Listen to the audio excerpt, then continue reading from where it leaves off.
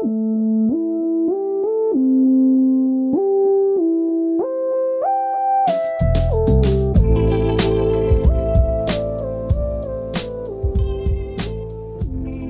are back with the first actual episode of the IRC Oblivion. The last episode was just a, warm-up, a discussion. We talked about it. This was the first episode. This is the actual first story, Mr. Squishy, that we will be covering, probably very badly, because I was not invested. I would like to I'd like to preface this whole episode by saying Mr. Squishy by David Foster Wallace was the most brilliant, incredibly written hunk of boring dog shit I've ever read. It's like a textbook. Yeah, it was. Every paragraph was a block. Every page was a block. It was literally, yeah. I mean, I got what he was going for.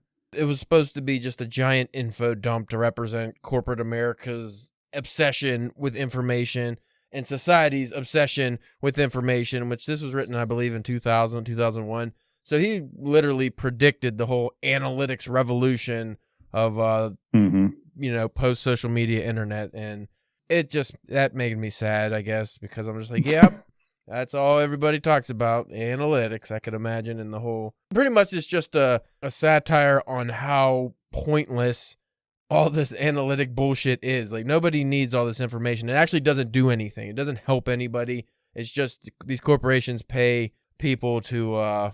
analyze numbers and these dumb focus groups, which is what this story is about.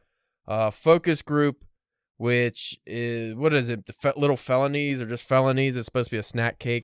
Yeah, it's just felonies. And then they're going to, based on the success, they might do misdemeanors. Misdemeanors. That was it. I was like, oh, that's cool. That's a nice name. The synopsis of the story is very basic. So we enter a focus group. It's already in action, so you already know the ball's been rolling for some time. You don't know exactly what part of this focus group, like how long they've been doing this. You just get that we're in a focus group. They're testing the Mr. Squishy brand cakes. They're like high-end ho-hos pretty much or something like that. Like when I mean info overload, I mean there's descriptors upon descriptors, and they're excellent. It's just so boring. There's just so much. Like everything's described in ridiculous detail. To the point where you feel like you're going a little crazy, and it's just like, why am I reading this? But that's the point of the story. And then we have the main protagonist, Schmidt. I'm going to call him Mr. Schmidt. I forget his first name. He's he's on the panel, but he's an inside man. And there's like a weird thing where we go into his life and how he's kind of a creep, and he obsesses about things. And I think he wants to poison everyone. Like he's kind of a sabotager kind of guy, like a saboteur. And then we also have... a Mr. Squishy costume man climbing up the building with like suction cups. Like opposite of him. Yeah. Yeah. I was like, what the crap is going on with this? Like, I don't understand what is going on. And then you find out what happens. He does his whole thing and you're like, that was so stupid. Like, why is this happening? To be quite frank, by the time we got to the guy climbing up the building, I just didn't really care about anything that was going on. I was just like skipping whole passages, and because it all reads the same. It's just like full-on descriptors. I believe there's only one section in the whole story that refers to eyes, like someone referring to themselves. Yeah. I don't even know if I'm going to be able to find that because this is so dense. I know the page number, but that doesn't fucking help. If we had video, I would show the audience the ridiculous blocks of text that you were reading here. Yeah, this whole page is one paragraph, so I don't know if I could even find it, but yeah, here we go. I mean, yeah. It's what looked just like glasses were not. I was wired from stem to stern. I'm assuming this is Schmidt maybe talking. I don't remember, but that's Terry Schmidt. So that's the only time someone's referred to as I in this story, which is kind of weird. I don't know what that represents. I don't know if that's supposed to be specific, like, we got to be drawn to this one section because it's the oddball out, or if you just gloss over it like I did. I know, I noticed it. I didn't think it was Terry Schmidt though, was it? Because it might have not been. It was just what was right after that. Yeah, there's it was like one of the guys in there in the focus group.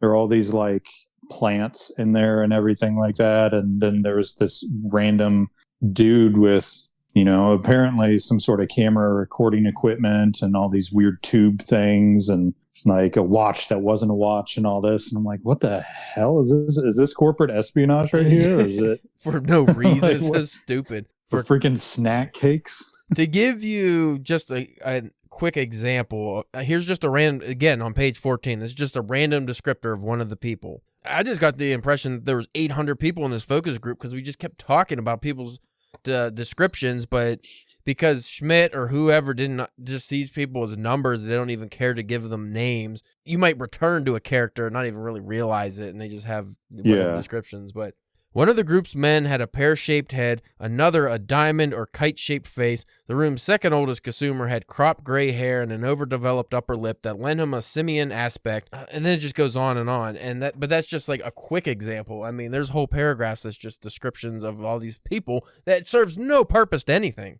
There's no reason for it. Then the 3-page single paragraph descriptors of analytical processes, and then you get all these weird, like what you said, with the weird backstory with Terry Schmidt. I think that was his name. Yeah. Between him and that girl Darlene and a couple other faceless entities, and then I felt like reading this, something nefarious was going on. I just didn't understand it completely until like the very last page-ish, because then you're like, why is he's talking about how to create ricin? He's talking about like how to cultivate botulism. Like what the, and earlier on in the story, he talked about how small a hole you needed to do to successfully inject snack cakes with poisons and all that stuff to affect this and that. Well, to affect sales. As long as the story it still felt like it was kind of incomplete. Because just when you finally maybe get invested with like, oh, is he going to poison them? What's going to happen? It's just over. You're like, okay, I guess, I don't know. Does it matter though? Yeah, it went to like some high level management. He started like losing his vision or something like that, and was starting to cough up something black. Or yeah. I was like, so was he what? What was the point? What happened? Like I feel like that. Like every work environment I've ever been in, I've always the last know any of the gossip going on, and I felt like I was back at work with this. So I'm like, oh shoot, what? Oh cool. Oh, I don't know what's going on. It's cool. There's a lot of energy and it's interesting. I don't know what's going on. Personally, having this as the flagship opening story of the collection did not make me want to read more of the collection. If we weren't doing this IRC, I probably would have just gave up at that. Because you said the other stories that you read so far are good. I will continue, but that just like, I was like, this is so, again, amazing how it's written. Like, he's a great writer from what I've, just from this story, but boring as hell. And that's kind of the point of it, but it's like, I don't want to read a story like that. It's just not, like, why do I want to read that? Why does anybody want to read that? Yeah, it wasn't easy to get through. Like, it's not like it was super complicated. Some of the verbiage and statistical lingo, and like the 70,000 different acronyms that were thrown around, I was like, dude, I'm here. I'm just happy to be here and kind of going along with the ride. But it wasn't necessarily difficult to read vocabulary wise. It was more just the fact that you just there's nothing to care about in this. No, not at all. So, and like you said, that's probably the absolute point. Like, there's no point and no interest behind corporate America or anything like that. So it's like, yeah, of course that totally makes sense, but it doesn't make for great reading, I would say. No, and it was very strange because there very rarely would just be a random note at the bottom, like, oh, this acronym stands for, even though every other one it just glosses over. And it's almost like you're supposed to, like, it's written in a way, it's like if you were already in this corporation, you should just know all the stuff that he's talking about or care about it. And again, I'm pretty sure it's just like supposed to be calling out consumerism and how all these numbers don't actually mean anything. And these corporations just, at least back then, which is probably even worse now, wasted all this money on these focus groups and these numbers and these tests, but they don't actually do anything. It doesn't matter. They're going to release this product regardless. So why go through the charade of having all these random numbers and I don't even know what they're actually testing for. just to see if people like these stupid cakes? I mean, what was the purpose? Something like that. And then like even in the story itself, I don't know if it was Schmidt or the narrator or whoever was like, they're going to change the numbers anyway to show the person, Mr. Squishy, because this is a third party analytics group. They're just going to show them what they want to see anyway. Yeah. So it's like, what's the point of all this? Well, that's the point, is to show that there's no point, which is just like a head spinner. It's like, why is this so realistic? Like, when you read this, you're like, oh, this is definitely how corporations operate, but fucking why? It's dumb. It's just a way to give people jobs that don't need jobs. Like, Schmidt doesn't need that. Like, why does he have that job? It's dumb. It's like freaking bureaucracy, man. It's everywhere. Wherever there's money, there's people wanting to make more of it. And it's just dumb. All right, here's page 6. Because I'm only pointing this out because I opened this and I flipped through, I don't know how many pages before I got to a random paragraph break. So this is a new paragraph. And I don't think I'm going to be able to read all of this because I'm going to start flubbing pretty soon, but feel free to fall asleep, anybody who's listening to this part. Inspired, according to agency rumor by an RSB creative director's epiphanic encounter with something billed as death by chocolate in a near North cafe, felonies were all chocolate filling and icing and cake as well, and in fact all real or fondant chocolate instead of the usual hydrogenated cocoa and high F corn syrup. Felonies conceived thus less as a variant on rival zingers, ding-dongs, ho-hos, and chocodiles than as a radical upscaling and revisioning of same. A dome cylinder of flourless maltol-flavored sponge cake covered entirely in 2.4 millimeters of a high lecithin chocolate frosting manufactured with trace amounts of butter, cocoa butter, baker's chocolate liqueur, vanilla extract, dextrose, and sorbitol, a relatively high-cost frosting and one whose butter redundancies alone required heroic innovations in production systems and engineering. This is all one sentence, by the way. An entire production line had to be remachined, and the line workers were retrained in production and quality assurance quotas, recalculated more or less from scratch, which high-end frosting was then also injected by high-pressure confectionery needle into the 26 by 13 millimeter hollow ellipse in each felony center, a center which is, for example, there's so many paragraphs that should be broken, but they're not. This is, again, one sentence. These are in parentheses, some of these. There's a bunch of M dashes. It literally just goes on, and then it gets into the corporate science gobbledygook, and this paragraph ends on the next page. I'm not reading any more of that, but holy fuck. That's the whole story like that, by the way. Just anybody's wondering, that's like how the whole story's written. I wonder if like David Attenborough like narrated it, if it would be any better. Like he'd probably fall asleep. It would just be like, maybe if like Christopher Walken narrated it, it would keep your attention. I don't know. Or Gilbert Godfrey, somebody with like a weird voice. Oh my gosh. Yeah. Oh my gosh. Like, could you imagine Gilbert Godfrey breaking through with this?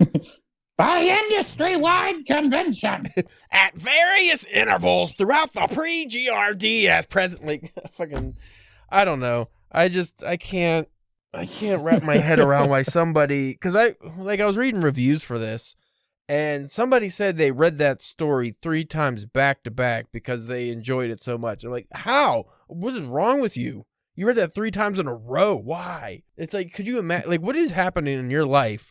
And I don't want to judge anybody, but that, god damn, like, it's so pointless. Like, it would be one thing if there was like something in there worth digging into, but that's not, like, on the very surface level, we already said it. It's just pretty much showing that corporations are dumb. Like, it's showing consumerism and analytics is pointless, and like, people are going to buy the fucking cakes regardless, so why have all that? That's all it's really showing, how information is just slowly taking over our lives and is kind of a threat to modern society. And in 2022, reflecting on something written in 2001, yes, it's way worse now, but the algorithms are different because now it's like based on social media where everything has an ad in the product. So you look at TikTok, Instagram, Facebook, Twitter, fucking all the other things. Like you can't even watch a YouTube video without 15 stupid ads popping up for Liberty Mutual and dumb shit. Like, it's ridiculous. And not one of those ads ever made me want to buy anything. If anything, I've shut off. It's the exact opposite. I've shut off YouTube videos just because of the ads. I'm like, you know what? Fuck it. I'm not even worried about it. It's a 30-second short video, and there's 30 seconds worth of ads. Like, fuck off.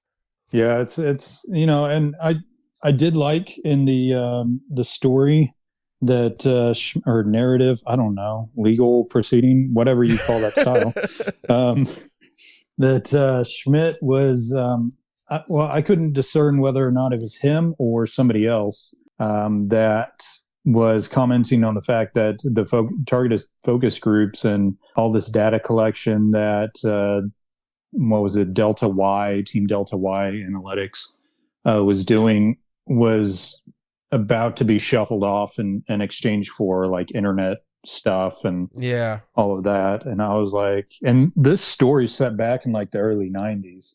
So I thought that was one, had that prophetic twinge to it, but I was also, it's like, there's no point. They're getting rid of targeted focus groups in exchange for just getting people to willingly give up all their information and tell them what they like from how they engage on their smartphones and stuff. So it's like, yay. It's a great world. Now I could put on, YouTube meditative video, and every 20 minutes an ad pops up and just destroys my meditation. Or I put on some sleep ambiance and fucking 2 in the morning. Oh, hey, Limu, Liberty Mutual. I'm like, God damn it. Like, I hate it all. I don't like any. The wild horse cock is up to 8 pounds. Oh, no. Wait, what? That's why my dreams were weird.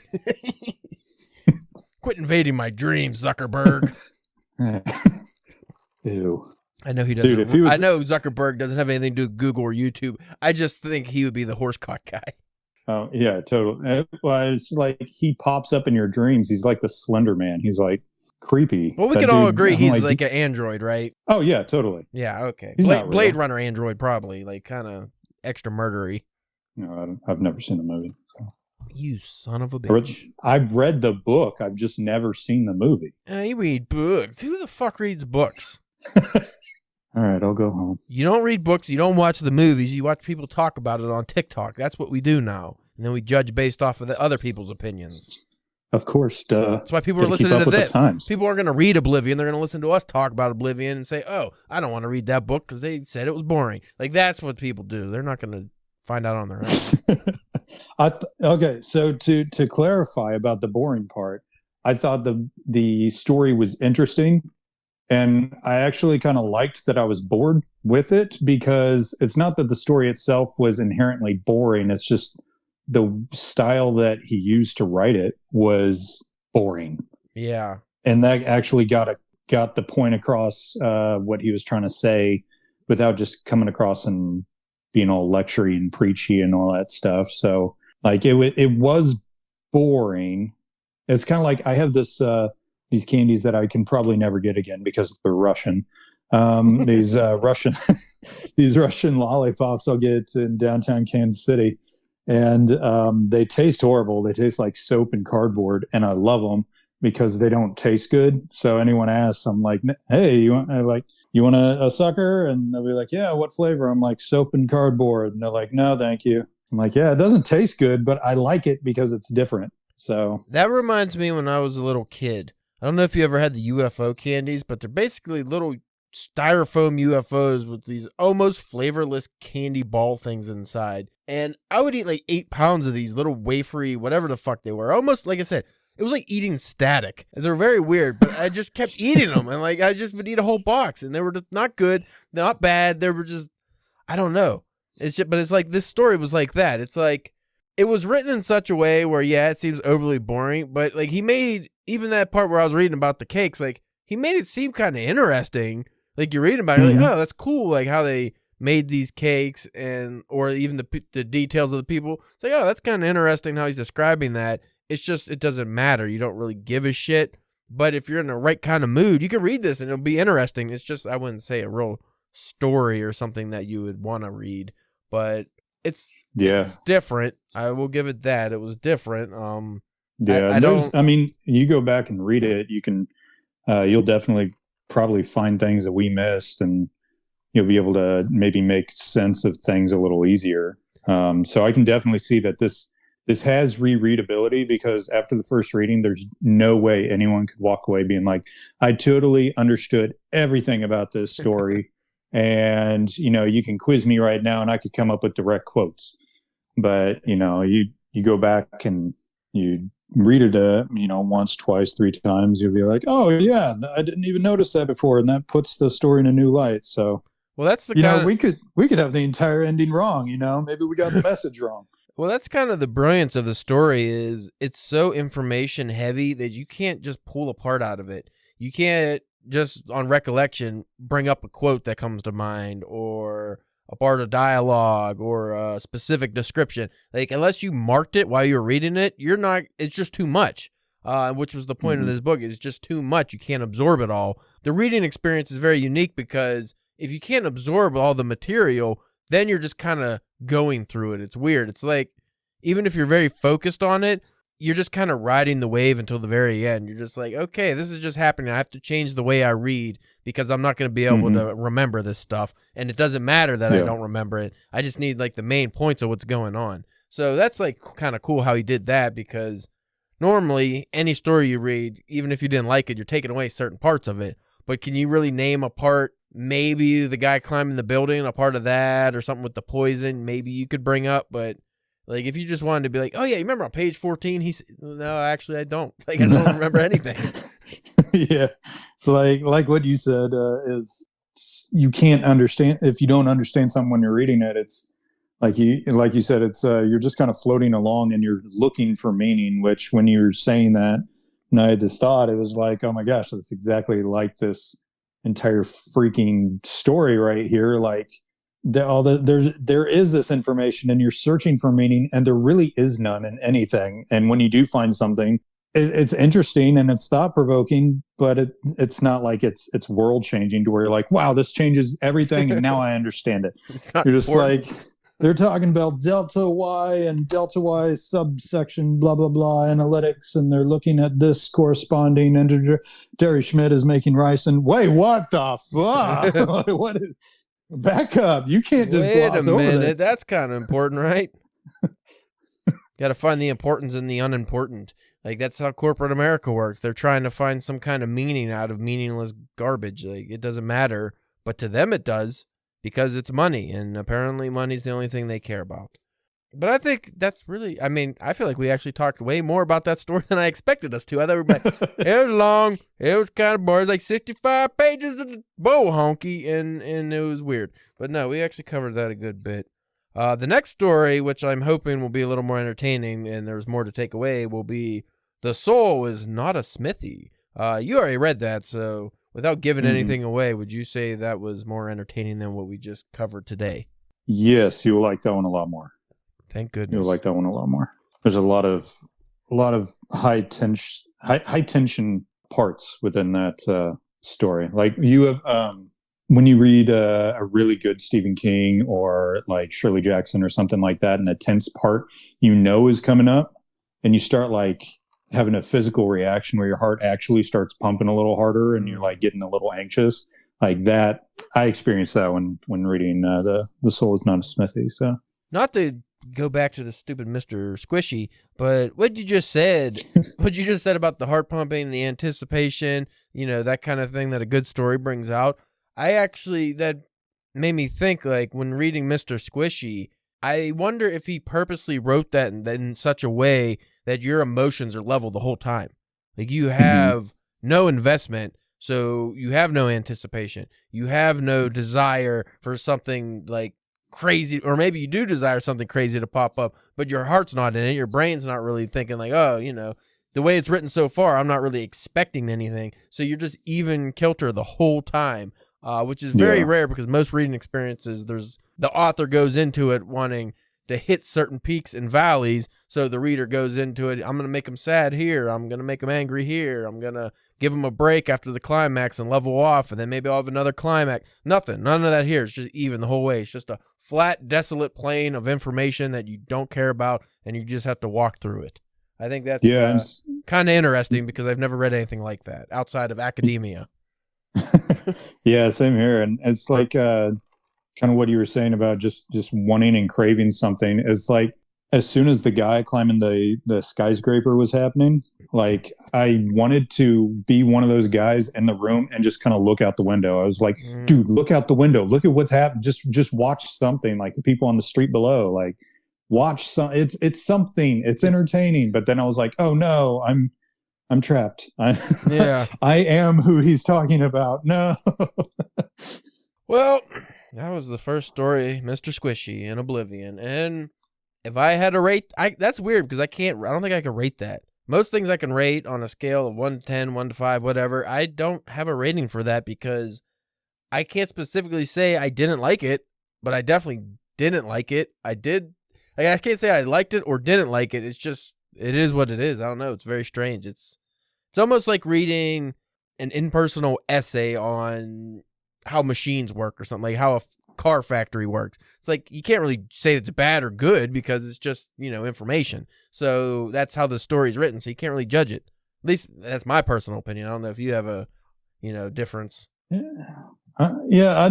When you were talking about rating it 1 to 5 or 1 to 10, I don't know that I'd give it a number because that denotes like, hey, this is really excellent. This is just dog crap. But maybe something more like a pH scale to where it tends more towards interesting or it tends more towards like entertaining or like entertaining and thought provoking. Like if it were moved from left to right, like left is thought provoking and right is entertaining. This would definitely be closer. This would be like all the way to the end and thought provoking. I wouldn't say that I was super entertained. It'd be like on a scale of Stephen Hawking to George Carlin. Both thought-provoking, but what's the entertainment value, Like, both will give you information, but in very different ways. I would say this would be more Stephen Hawking. Definitely on the left end of that one, but I would urge anyone to read it. Like, I wouldn't say I could recommend this just because anybody that I know doesn't read things just for interest value. They read it because they want to be entertained or escape reality or whatever. I have a few friends who lean more towards the academic, so maybe I could recommend to them, but just the general person, I wouldn't be like, hey, you really need to read this story. But if you do want to just test something different, I would say give it a read. But maybe I'm hoping after this story and I get into the other stories, I'll have a higher opinion on the work as a whole. Yeah. As The Soul is a Smithy and the latter stories, they get back into more of a traditional narrative. It's still his own style, but it's more of a story than a lecture. I love being lectured. Yeah, about sponge cake. That's so good. All right, folks. Well, we thank you for listening, and I guess we'll check you next time, hopefully with more interesting discussion.